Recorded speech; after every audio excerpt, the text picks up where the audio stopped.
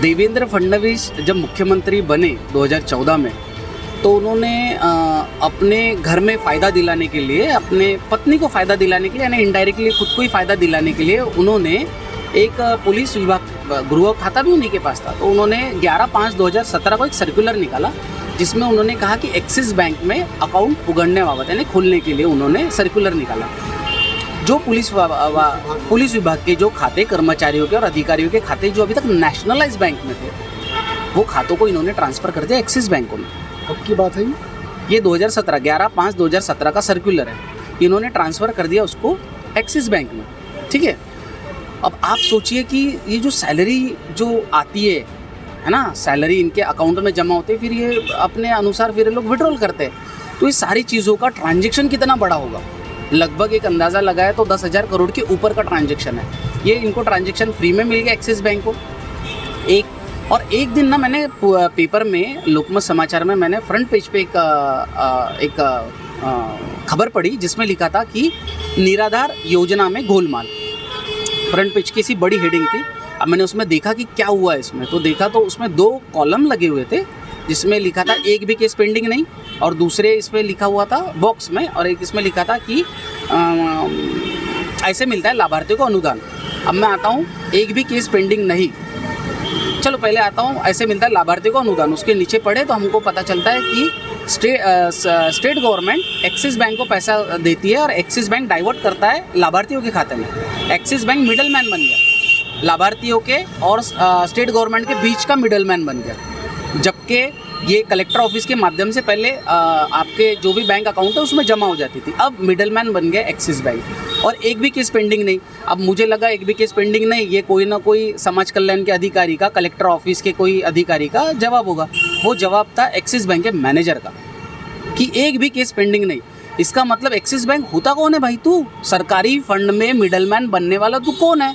तुम्हें एंटरटेन किसने किया? तो जब मैंने इसमें आरटीआई के माध्यम से पता किया तो पता चला इसके अंदर देवेंद्र फडणवीस ने अपना सर्कुलर निकाल के उनकी वाइफ तो वहाँ पे उच्च पद पे डायरेक्टर है, यानी कर्मचारी नहीं है, डायरेक्टर है एक्सिस बैंक में, तो इन्होंने अपने वाइफ को फ़ायदा दिलाने के लिए वो सर्कुलर निकाला, एक्सिस बैंक को मिडलमैन रखा, ठीक है, जिसमें देवेंद्र फडणवीस को हाईकोर्ट से नोटिस इशू हो चुका है। ये PIL है मेरी उनके खिलाफ की।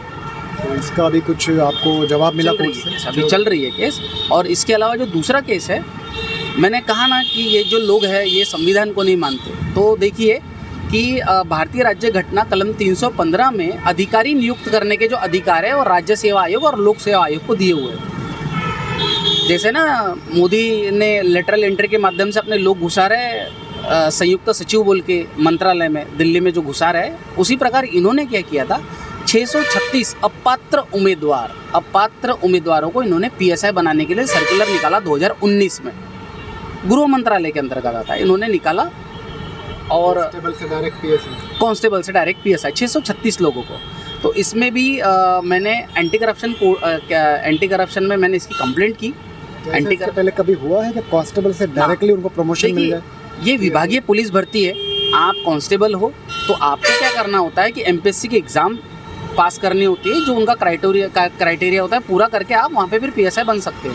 पर इन्होंने क्या किया, जो अपात्र उम्मीदवार थे, अपात्र 636 उम्मीदवारों को उठा के इन्होंने सर्कुलर निकाला और GR निकाला, और GR में लिखा इन्होंने कि लोकप्रतिनिधी यांच्या मागणीनुसार, यानी लोकप्रतिनिधी इनके डिमांड के अनुसार, में लोकप्रतिनिधि को कोई हक नहीं है, लोकप्रतिनिधि को इसमें इंटरफेयर करने का कोई हक नहीं है।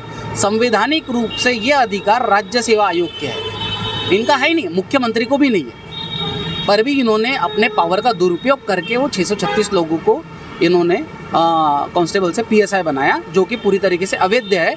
और मुझे ये भी जानकारी मिली है कि इसमें करोड़ों का ट्रांजैक्शन हुआ है। इसको लेके मैंने एंटी करप्शन में मैंने केस दर्ज की थी, उसके ऊपर कोई कार्रवाई नहीं हुई, तो मैंने अभी इसके लिए एंटी करप्शन कोर्ट में मैंने केस फाइल किया है। क्या ये कांस्टेबल अभी भी PSI के पद पे है? अभी नहीं, अभी कंप्लेंट के कारण तो रुके हुए हैं, और हम होने भी नहीं देंगे। यहाँ पे मैं तो कहता हूँ कि देखिए, देश हमारा ना संविधान के अनुसार चलता है। अभी आपने आवाज़ उठाया, तो क्या कुछ ऐसे पुलिस वाले हैं जो आपका साथ दे रहे हो इस मामले में? नहीं, देखिए वो मैंने खुद होके उन लोगों ने आवाज़ उठाई उसके खिलाफ, इस GR के खिलाफ? नहीं, अब वो कैसे है कि उनको भी पता है कि गलत हो रहा है, लेकिन वो डिपार्टमेंट के खिलाफ जा नहीं सकते। डायरेक्टली अगर से ये लगेंगे तो एमपीएससी की जो तैयारियां कर रहे हैं जो स्टूडेंट्स, आप बताइए। अच्छा, एमपीएससी का क्या वैल्यू रह गया, आप ये बताइए फिर। इसका तो कोई वैल्यू नहीं है। कोई वैल्यू नहीं है। देवेंद्र फडणवीस अगली बार फिर आएंगे, फिर लोग एमपीएससी की पढ़ाई नहीं करेंगे, इनका बीजेपी ज्वाइन करेंगे और इनके पीछे पीछे घूमेंगे और बोलेंगे कि भैया हमको भी बना दो पीएसआई, है ना। एमपीएससी का वैल्यू ही खत्म कर देंगे। लेटरल एंट्री के माध्यम से मोदी जी ने वहाँ पे यूपीएससी का वैल्यू खत्म किया, इन्होंने ये खत्म किया। ये संविधान विरोधी लोग हैं, ये कोई संविधान को मानते नहीं है, ये संविधान विरोधी लोग हैं। और हाँ, ये विरोधी लोगों के खिलाफ में मैं मेरी अंतिम सांसों तक लड़ता रहूँगा।